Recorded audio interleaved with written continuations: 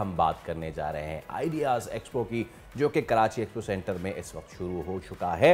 और यहाँ पे जदीद सलाहियतें जो हैं उनकी हामिल जो असले हैं वो शामिल हैं। अब ऐसे में आपको पता है दुनिया में अब जो अनमैन्ड वॉरफेयर है वो बहुत ज़्यादा इस वक्त हो चुका है। हमने देखा कि right from war in Iraq and Afghanistan, और अब पूरी दुनिया में सिर्फ जंगों के लिए नहीं बल्कि सर्वेलेंस रिकॉनेसेंस के लिए भी एक चीज़ जो कि आजकल बहुत इस्तेमाल होती है वो है द ड्रोन्स।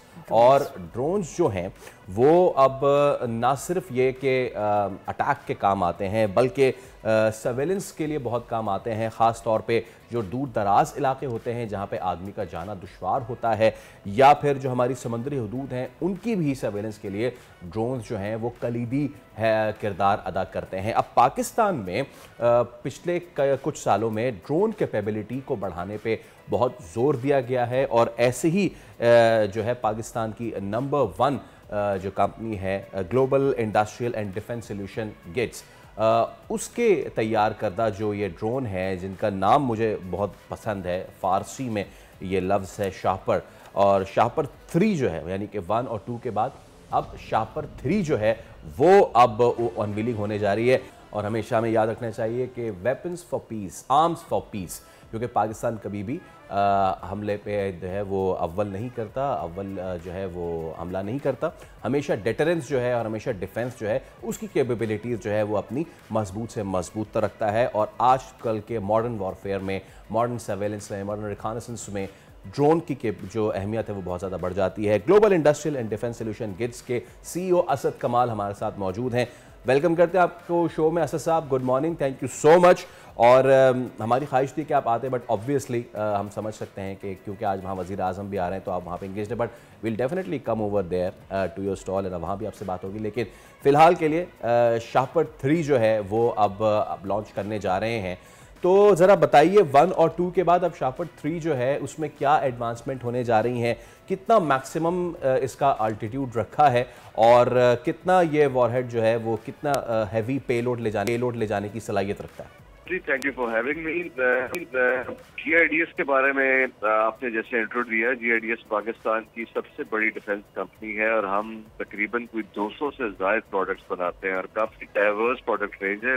ड्रोन्स के बारे में तो आपने बताया, लेकिन इसके अलावा हम क्रूज मिसाइल्स, आपके जो long range air to ground weapons हैं वो भी बनाते हैं, और वो भी काफ़ी इम्पोर्टेंट है with regards to defence production, जो यहाँ पे लोगों की तवज्जो का मरकज बनेंगे। अब शाहपर 3 के बारे में जी मैं आपको थोड़ा बता दूं। शाहपर 3 जो है एक नेचुरल हमारी प्रोग्रेशन है। जब पहले शाहपर 1 आया जो कि हमारी अफवाज ने यूज किया और वो एक्सपोर्ट भी हुआ, तो शाहपर ब्लॉक 2, शाहपर 2 जो है वो आया और वो अभी भी इस्तेमाल हो रहा है। पाकिस्तान के जो दफाई इदारे हैं उसको इस्तेमाल कर रहे हैं। वो 4 वेपन लेके जा सकता है, दिन रात में ऑपरेशन कर सकता है, और कोई भी मूविंग टारगेट या स्टैटिक टारगेट को निशाना बना सकता है। जो शाहपर 3 है इसको हम एक तरह का गेम चेंजर कहते हैं। वो इसलिए कि जो इसकी कैपेबिलिटीज हैं वो ये कि ये deep into enemy air space penetrate कर सकता है। इसकी जो फ्लाइंग एल्टीट्यूड है वो तकरीबन 30,000 फुट है, और ये ऑलमोस्ट आप समझेंगे कोई 30-35 घंटे मुसलसल कॉम्बैट मिशन कर सकता है। इसके अलावा ये 6 मिसाइल लेके जा सकता है, और उसके अंदर मिसाइल्स के अंदर भी बड़ी वैरायटी है। छोटे मिसाइल्स जो है वो जो आपके 1 ऑड इम्पोर्टेंट टारगेट होते हैं उसको कर सकता है। अगर कोई बिल्डिंग है तो उसके लिए बॉम्ब लेके जाता है। दिन रात हो, जो मर्जी क्लाइमेट हो, उसके अंदर ये दुश्मन को टारगेट कर सकता है। इसका रेडार सिग्नेचर भी बहुत कम होता है, तो ये बहुत एक तरह का गेम चेंजर होता है आपका अफगानिस्तान के लिए। जी जी बिल्कुल जी, आपने एक जमाने में टेरिटरी ड्रोन का सुना होगा, जो पहले अफगानिस्तान में कॉम्बैट ऑपरेशन करता था। तो ये उसी लीग का जहाज है, और एक कम दुनिया में ममालिक कहते हैं जिनके पास ये टेक्नोलॉजी इस तरह की होम ग्रोन 100% ऐसी पूरा जहाज बनाने की। राइट, अच्छा, अब मैं आपसे ये जानना चाहूँगा असद साहब कि जब भी ड्रोन्स की बात आती है एक लेमैन एक्साइट हो जाता है, उसको लगता है कि it's just for going and for the attack purpose, combat purpose, तो कितना पेलोड ये कैरी कर सकता है उतने एल्टीट्यूड पे? सॉरी, क्वेश्चन रिपीट करेंगे? I will repeat the question. कितना पेलोड कैरी करता है शापर 3? अच्छा जी, ये पेलोड जो है तकरीबन आप समझे कोई 450-500 किलोग्राम तक ये वेट लेके जा सकता है। उसमें होता ये है कि एक पेलोड इसका कैमरा होता है। कैमरा तकरीबन आप समझे 50-60 किलोग्राम उसका वेट होता है। फिर वेपन्स का आप कॉम्बो बना सकते हैं मिशन पे, कि डिपेंड करता है कि किस तरह का टारगेट आप एंगेज करने जा रहे हैं। अगर वो कोई बिल्डिंग है या कोई फोर्टिफाइड बंकर है, तो फिर आपका एक डिफरेंट सिलेक्शन ऑफ वेपन होता है। फिर आप बॉम्ब्स कैरी करते हैं। इसके 6 पाइलॉन्स होते हैं, मतलब 6 वेपन्स के साथ आप ड्यूल लगा तकरीबन 8 लेके जा सकते हैं। तो फिर आप एक मिक्स एंड मैच करते हैं। अगर वो कोई ऐसा टारगेट है कि कोई one important high value target है, एक लाइट व्हीकल के अंदर आप समझते हैं उसको टारगेट करना है, तो फिर एक डिफरेंट चॉइस ऑफ वेपन्स है।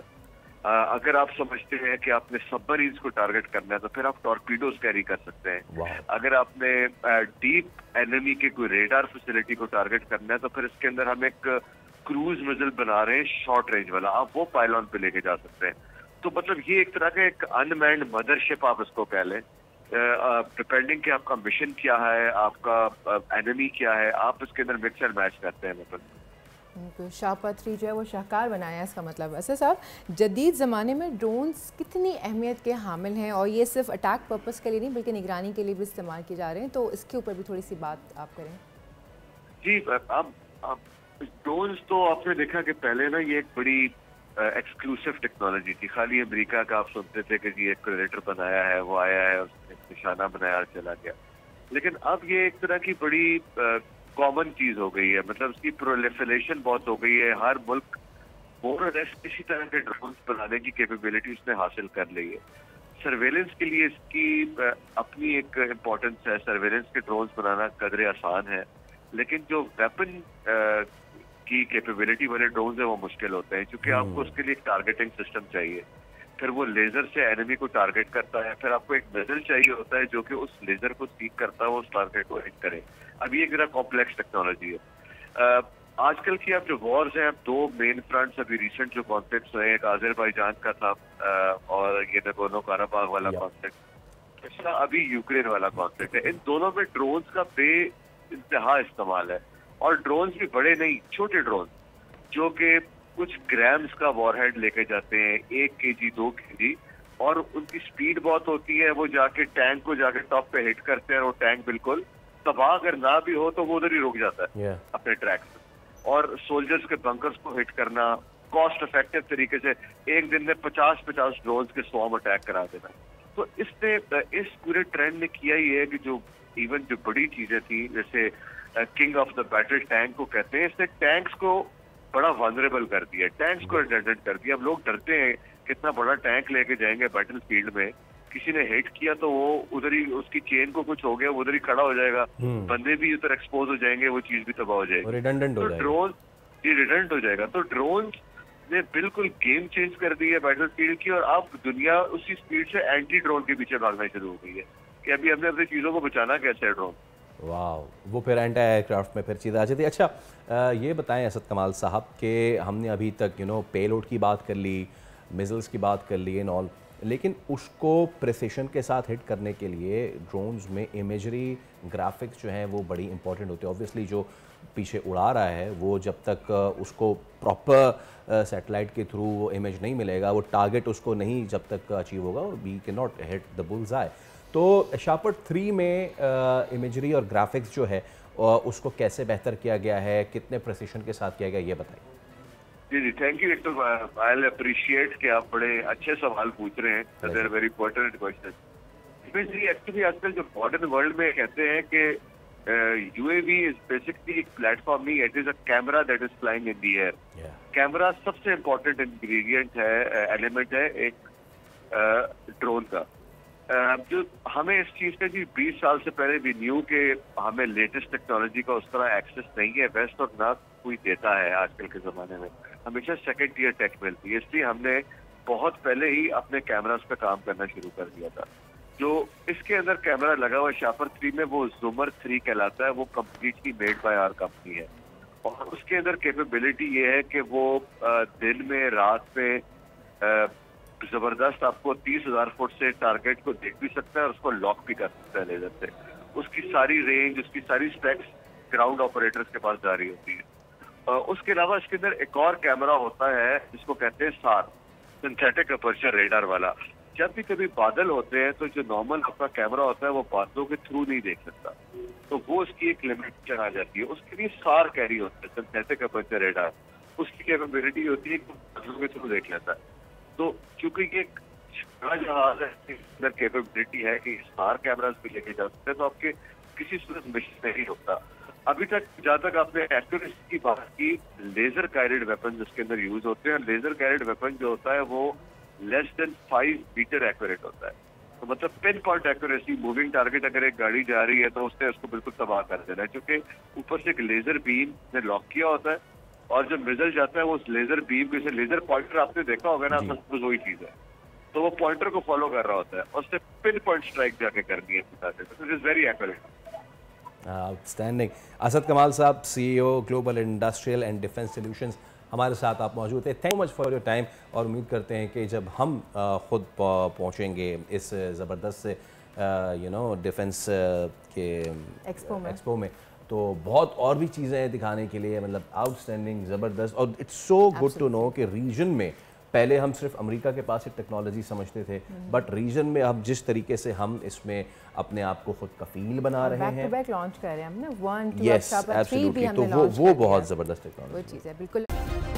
सब्सक्राइब करें और बेल दबाएं ताकि कोई खबर रह न जाए।